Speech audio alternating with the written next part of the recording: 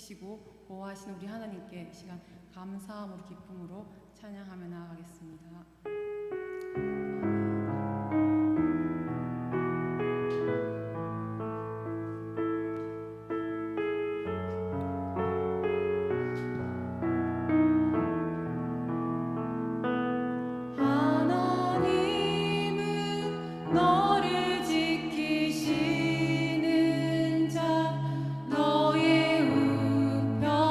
우편에 그늘 되시니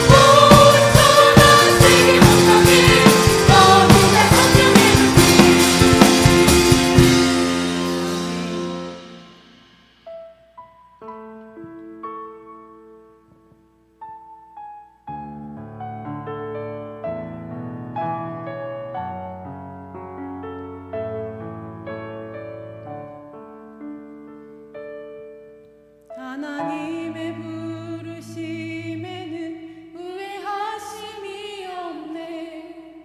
내가 이 자리에 선 것도 주의 부르심이라. 하나님의 부르심에는 결코 실수가 없네. 나를 부르신 하나님의 신실하심을 믿네.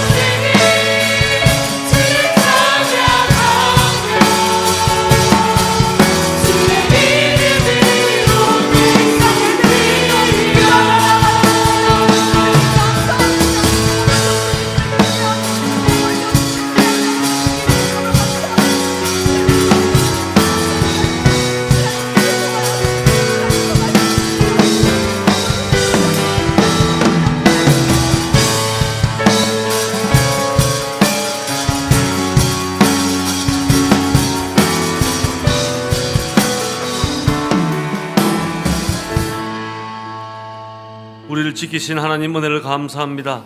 오늘 이 밤도 이 성전에 나와 제단불 붙잡고 기도하는 우리의 간구를 들으시고 한 사람 한 사람 가운데 귀한 응답과 은혜와 기쁨으로 충만케 하여 주시옵소서. 모든 영광을 주께 올려드리며 예수님 이름으로 기도드립니다. 아멘. 오늘 우리에게 주시는 하나님의 말씀은 베드로전서 1장 5절부터 12절까지 말씀입니다.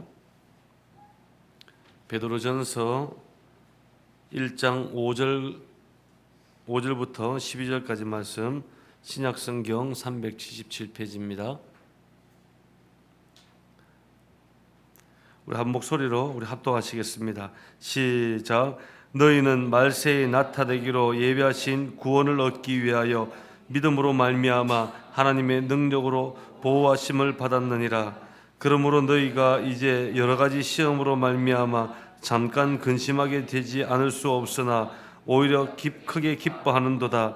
너희 믿음의 확실함은 불로 연단하여도 없어질 금보다 더 귀하여 예수 그리스도께서 나타내실 때 칭찬과 영광과 존귀를 얻게 할 것이니라.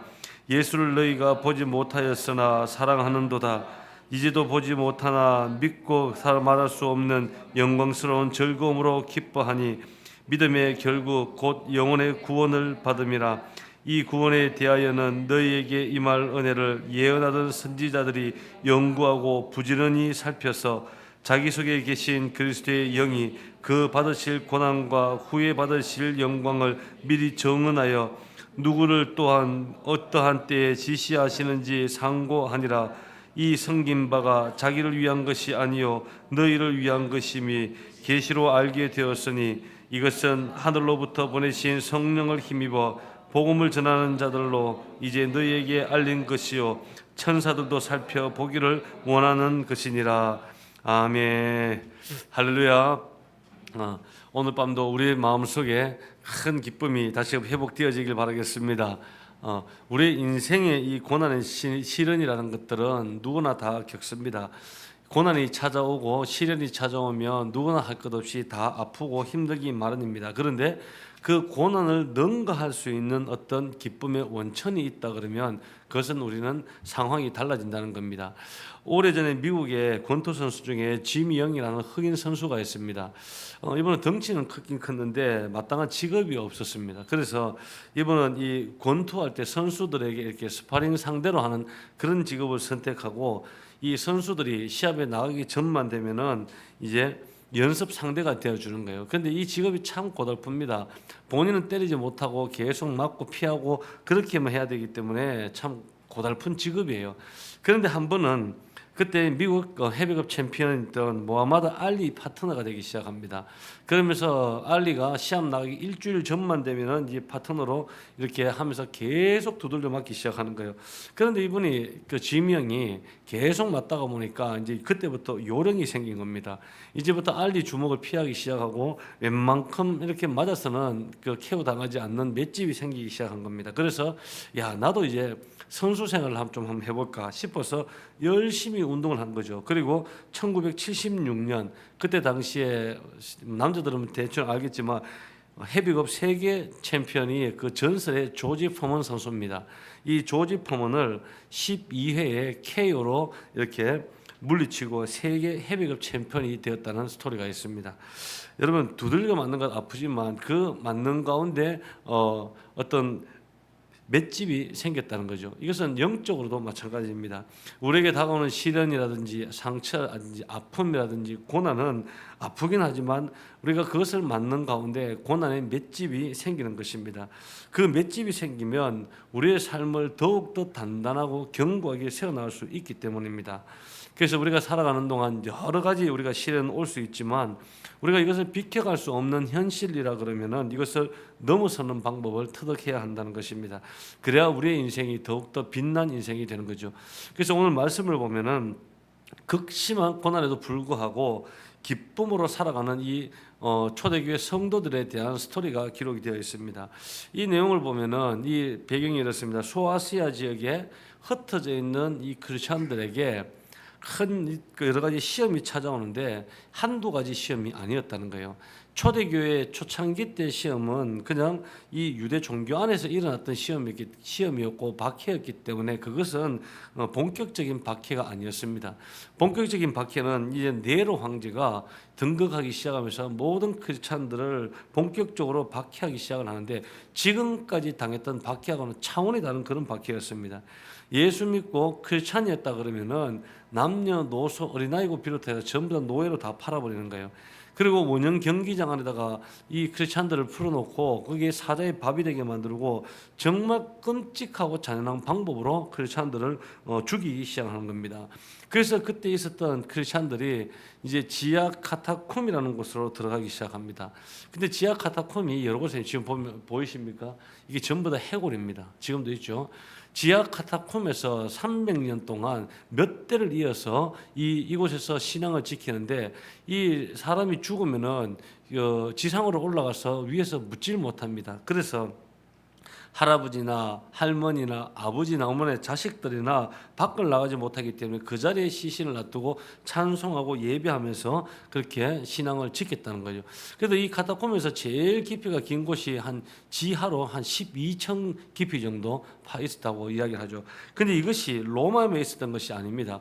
북아프리카에도 있었고 이집트에도 있었고 시리아 지역에도 있었고 이 모든 카타콤 지하 동굴에서 신앙생활을 지켰던 그런 것들이 발견됩니다. 여기에 보면은 정말 각양각색의 시련들을 겪고 있는데 그럼에도 불구하고 16절 말씀을 보면 시험 때문에 오히려 아파하고 극심한 박해 때문에 힘들어할 수 있지만 오히려 이 성도들은 더 크게 기뻐하고 있었다는 것입니다. 어떻게 여러분 그 고통 가운데 그들이 기뻐할 수 있었을까요? 여러분 기뻐할 수 있던 상황이 아니죠. 그런데 그렇게 기뻐할 수 있었던 이유는 무엇이냐? 그들 마음속에 기쁨의 원천이 있었기 때문입니다. 그 기쁨의 원천은 예수 그리스도고 그 기쁨의 원천 때문에 고난 가운데서도 박해 가운데서도 힘든 가운데서도 기뻐하며 찬송하며 살아갈 수 있었다라는 것입니다. 그래서 여러분 이 시련을 그 고난 가운데 우리가 어떻게 하면은 그 기쁨의 원천을 가질 수 있을까를 간략하게 우리 세 가지로 함께 이 밤에 나누고자 합니다. 첫 번째는 한번 따라하셨으면 좋겠습니다. 하나님의 보호하심을 확신해야 한다. 하심을 확신해야 한다. 자, 우리 5절 말씀을 함께 한번 다시 읽습니다. 시작. 너희는 말세에 나타내기로 예비하신 구원을 얻기 위하여 믿음으로 말미암아 하나님의 능력으로 보호하심을 받았느니라. 아멘. 보호하심을 받았다. 여러분 하나님께서 지금까지 여러분들을 보호하셨다는 거예요. 그리고 지금도 보호하고 계신다는 거예요. 앞으로도 보호하실 거라는 거예요. 그 여기 보면 구원이라는 단어가 등장을 하는데 여기서 말하는 이 구원이라는 것은 우리가 죽고 죄 사함의 구원, 천국 가는 구원을 말하는 것이 아닙니다. 이 구원은 우리가 종말론적 구원을 이야기하는데 마지막 종말론 하나님께서 어떤 상황 속에서도 나를 건지시고 하나님께서 나를 보호해 주시고 어떤 상황 속에도 지키신다 그런 의미의 구원을 이야기하는 것입니다. 여러분 하나님께서는 우리 보호자 되시고 여러분들이 저와 여러분들의 방패가 되십니다. 그래서 어떤 환경에 있든 나는 이 곱이 절대 못 넘길 것 같아. 너무나도 힘든 것 같아. 내 연약한 육체도 내 상황도 내 형편도 다 무너질 것 같지만 하나님께서는 보호하시고 우리의 구원자 되시고 우리를 건져주시고 우리의 방패가 되신다는 사실입니다. 이 사실을 우리가 확실하게 분명하게 믿어야 한다는 거예요. 근데 우리의 신앙이 마귀들이 가만히 내버려 두지 않죠. 항상 마귀들이 우리의 어떤 상황 가운데 고난 가운데 역사를 합니다. 그래서 우리의 힘만으로는 이런 것들을 넘어서는 것이 상당히 힘듭니다. 그래서 우리 가운데 성령의 도우심이 필요하다는 것입니다. 우리가 조금만 어렵고 상황이 조금만 내 뜻대로 안 이루어져 가면은 정말 하나님이 살아계시는 거 맞냐? 하나님 정말 나를 지켜주시는 거 맞냐? 이대로 내 인생 끝나는 것 아니냐라는 두려움 가운데 빠질 수 있지만 그런 묘기에 속지 않길 바라겠습니다. 여러분 사도 바울도 평생을 통해서 수많은 고난들을 많이 겪었지 않습니까? 수없이 맞았고 수없이 배척당했고 갇혔고 죽을 고비를 너무나도 많이 넘어갔어요. 그럼에도 불구하고 사도 바울이 날마다 고백하는 게 뭡니까? 자신은 기뻐했다는 거예요. 나는 즐거워하고 나는 찬송했다는 거예요. 그 이유는 딱 한 가지로 이야기를 합니다. 예수 그리스도 안에 내가 들어가 있기 때문에요. 우리가 불평하고 원망하고 힘들어하는 이유는 내가 예수 그리스도 안에 들어가 있냐 그렇지 못하냐를 잘 살펴보아야 된다는 것입니다. 그래서 우리가 어둠 가운데서도 아무런 나를 도울 손길이 없고 희망이 없다 그러면 우리는 어떻게 될까요? 스스로 죽어가는 수밖에 없어요. 그렇지만 하나님께서 우리 찬양팀에서 찬양했죠. 너를 지키시는 자고 우리를 보호하시는 자고 우리와 함께하는 분인 줄 믿습니다. 그래서 사도 바울도 이것을 알았기 때문에 고백하는 것이 빌립보서 4장 13절의 말씀이에요. 내게 능력 주시는 자에서 내가 모든 것을 할 수 있느니라. 이 말을 한마디로 종합하면 주님 안에 다 있다는 것입니다. 주님 안에 다 있다는 거예요. 우리가 예수 그리스도 안에 들어올 때, 선포될 때 모든 어두움은 떠나가고 내 가슴과 내 심령을 지배하는 영들이 다 떠나가고 우리가 기쁨의 원천이 회복되는 줄 믿으시길 바라겠습니다. 그리고 두 번째는 시련의 열매에 대한 확신이 있어야 됩니다. 한번 따라해 주십시오. 시련의 열매에 대한 확신이 있어야 한다. 자, 우리 7절 말씀 함께 한번 읽습니다. 시작. 너의 믿음의 확실함은 불로 연단하여도 없어질 금보다 더 귀하여 예수 그리스도께서 나타나실 때 칭찬과 영광과 존귀를 얻게 할 것이니라. 아멘. 여러분, 우리에게 당하는 고난에는 고난 뒤에 주어지는 열매가 있다, 그런 말입니다. 그래서 그 열매가 어떤 것인지를 우리가 알게 될 때 우리는 기뻐할 수 있다는 거예요. 오늘 말씀해 보면은 금을 불로 연단한다. 이것은 여러분 정금을 만드는 그런 과정을 이야기를 하죠. 근데 믿음의 시련을 우리가 표현하는 겁니다. 하나님께서 여러분들을 정금처럼 만들어서 하나님의 어떤 계획 뜻대로 하나님의 계획대로 우리를 사용하기 위해서는 내 속에 있는 모든 찌꺼기나 불순물들이 제거가 되어야 된다는 것입니다. 그래서 우리를 정금같이 만들어가는 과정을 이야기를 하고 있다는 거예요. 여러분, 우리는 겉으로 볼 때는 다들 여기 다 깨끗하게 오셨고 아무렇지 않은 것 같아 보이고 교회 오면 참 예배 잘 들으시는 것 같고 헌신자는 것 같고 우리가 열심히 봉사하는 것 같지만 하나님은 중심을 보시는 하나님이에요. 우리의 중심을 가만히 들여다보면은 겉으로 보이지 않는 수많은 찌꺼기들이 우리 속에 많이 있다는 거예요. 교만함도, 자기 욕심도, 자랑도, 자만심도, 미워하는 것도, 불평, 원망하는 것, 시기하는 것, 남 탓하는 것, 여러분 거짓말하는 것, 수많은 찌꺼기들이 우리 속에 있다는 것이에요. 그런데 이런 찌꺼기는 어떻게 없어지냐? 시련을 통해서 하나씩 없어진다는 거예요. 그래서 이 시련이 없으면 여러분 우리 속에 찌꺼기를 제거하는 것이 쉽지가 않습니다. 나를 다루시고 하나님께서 나를 통해서 어떠한 하나님의 계획들을 만들어 나가실 때는 이런 찌꺼기가 제거되어야 되는데 이런 시련을 통해서 조금씩 찌꺼기가 제거되기 시작하면서 나를 더 정결하고 순결한 영성을 하나님께서 만들고 계신다는 거예요.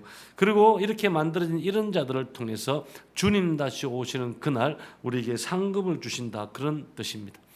여러분, 시련 자체는 힘들지만 시련을 통해서 하나님께서 주실 진정한 가치를 깨달을 수 있다라면 이 시련은 여러분 우리에게 복이 된다는 것입니다. 그래서 이 시련과 고난을 견디는 고난의 맷집이 필요합니다. 따라해 주십시오. 고난의 맷집이 필요하다. 네.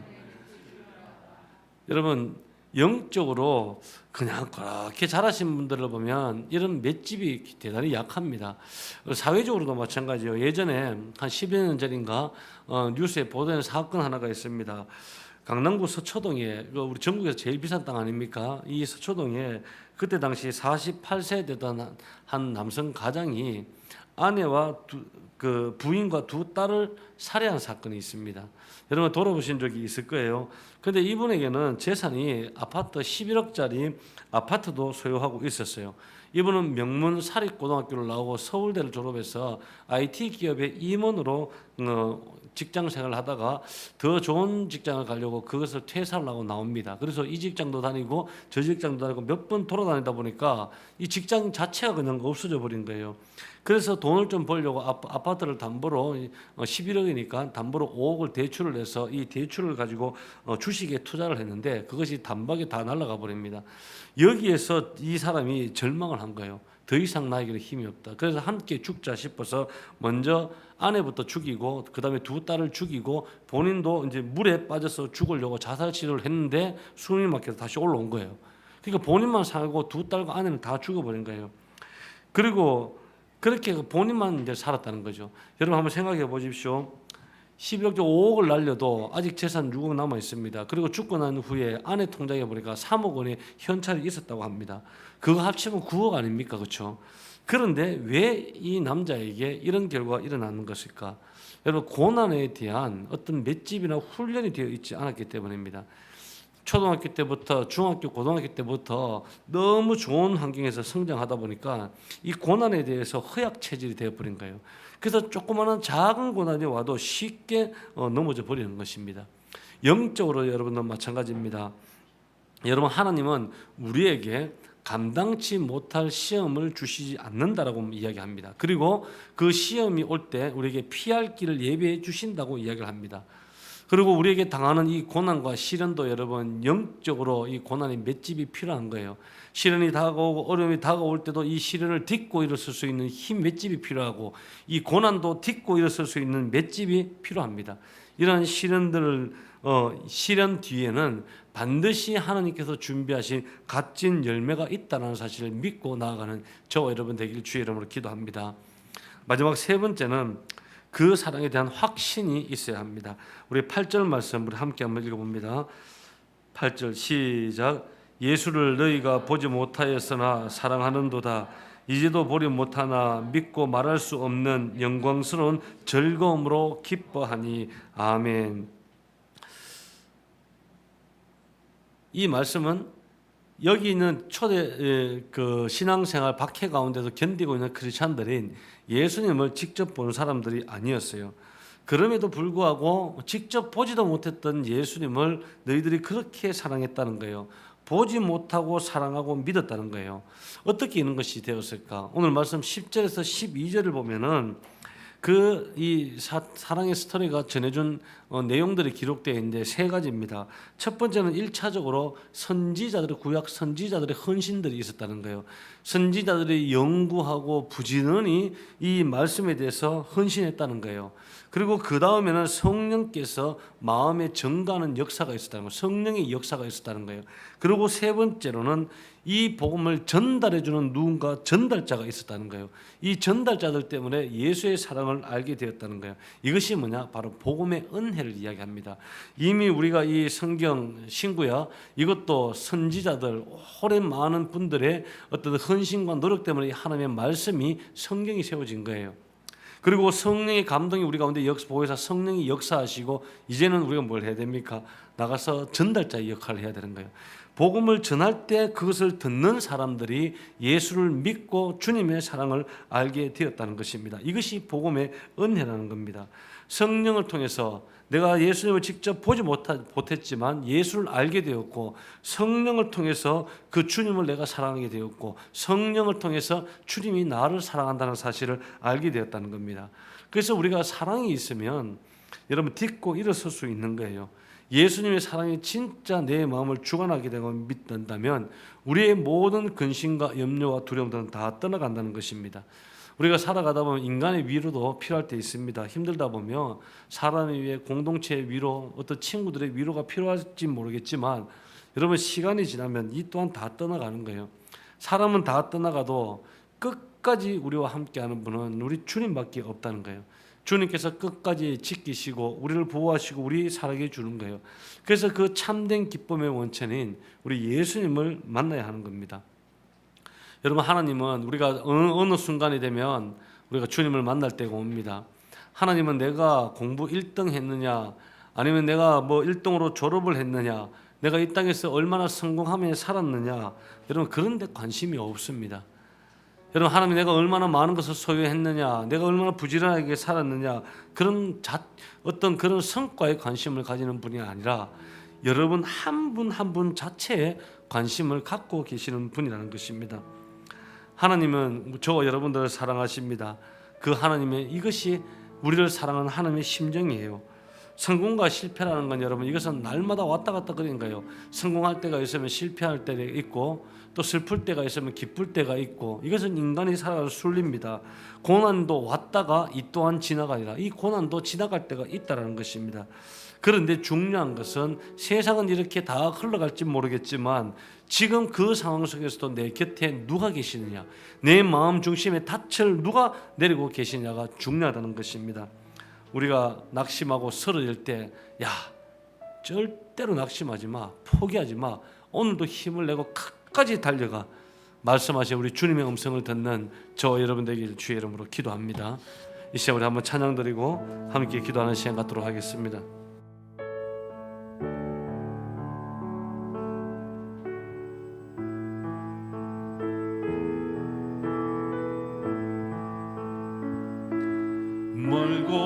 멀고만 이 세상 길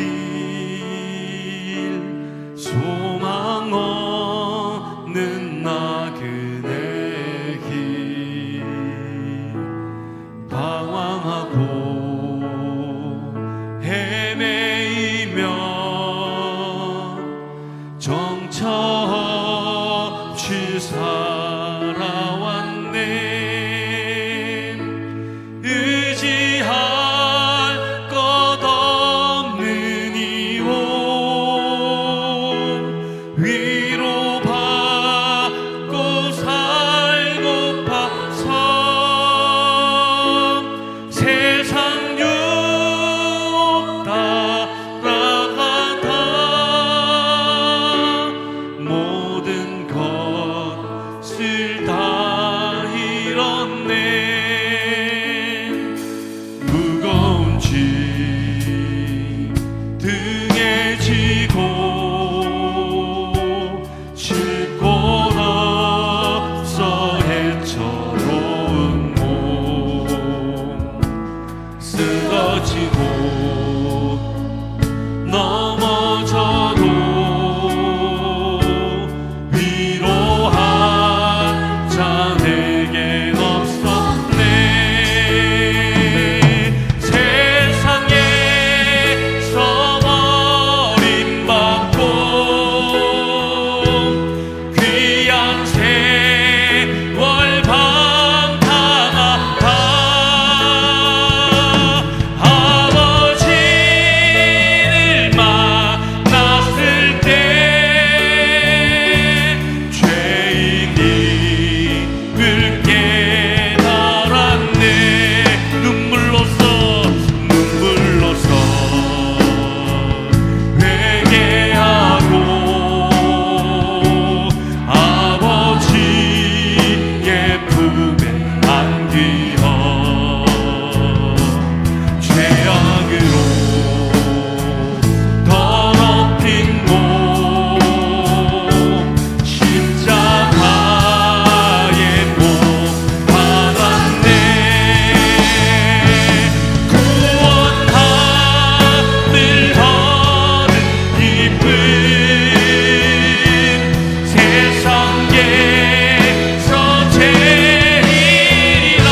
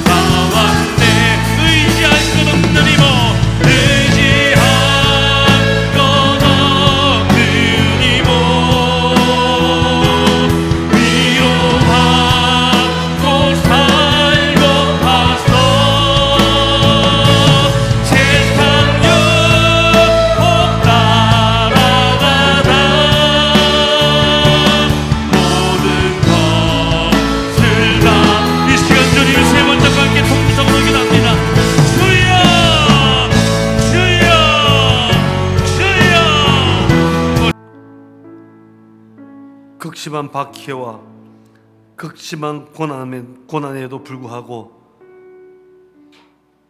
기쁨의 원천인 예수님을 중심에 모시고 살아가며 기뻐하고 찬송하고 감사했던 우리 초대교회 성도들을 바라보며 하나님, 우리의 삶이 그러한 삶이 되길 원합니다. 어떠한 고난 가운데도, 어떠한 원망이 많은 인생길 가운데서도 하나님께서 나를 보호하시는 확신의 믿음이 생기게 하여 주시고, 시련에 대한 열매와 그 보상이 있음을 기억하게 하여 주시고, 무엇보다 하나님께서 우리를 사랑하신다는 그 사랑의 확신이 분명히 세워질 수 있도록 주님 은혜 베풀어 주시옵소서. 그래야 어떤 상황 속에서도 더욱더 감사하고 모든 상황으로 인하여 기뻐하고 어떤 형편을 통해서도 감사하는 우리의 귀한 믿음의 성도 되게 하여 주시옵소서. 오늘도 예물로 주께 올리, 오늘 이번 기도하는 사랑하는 모든 성도 한 사람 한 사람 가운데 주의 영으로 충만케 하여 주옵소서. 마음에 기쁨이 넘치게 하시고 감사가 넘치게 하여 주시고 믿음의 말만 할 수 있도록 주여 붙잡아 주시옵소서. 모든 영광을 주께 올려드리며 예수 그리스도 이름으로 축복하며 기도드립니다. 아멘. 이제는 우리 구주 예수 그리스도의 은혜와 하나님의 지극하신 사랑하심과 성령님의 교통하심이 금요일병 집회에 참여하는 사랑하는 모든 성도들과 그들의 가정과 또한 사업장과 직장과 일터와 학교와 이 나라와 민족 위에 이제로부터 영원토록 함께 있을지어다. 아멘.